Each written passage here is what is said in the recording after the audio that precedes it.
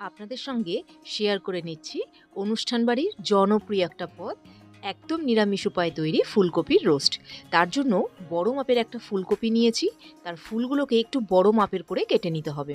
এবার ফুলকপি কাটা হয়ে গেলেই ওদিকে জল বসিয়ে দিয়েছি। জল গরম হলেই ওর মধ্যে সামান্য একটু নুন দিয়ে ফুলকপিগুলোকে ভাপিয়ে তুলে নিতে হবে।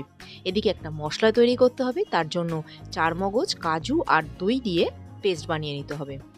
ওদিকে তেল গরম হয়ে গেছে। তেলের মধ্যে ফুলকপিগুলোকে দিয়ে সামান্য একটু লাল রং ধরলেই বা তুলে নিতে হবে।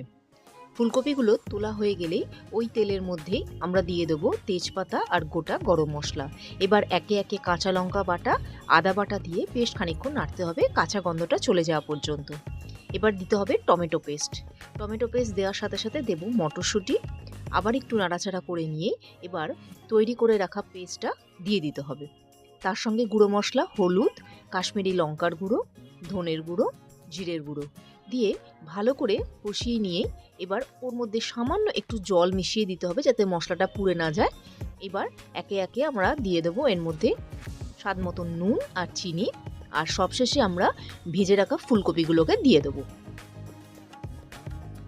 ফুলকপি এখানে প্রায় সেদ্ধ হয়ে আছে, খুব বেশি নাড়াচাড়া না করলেও চলবে।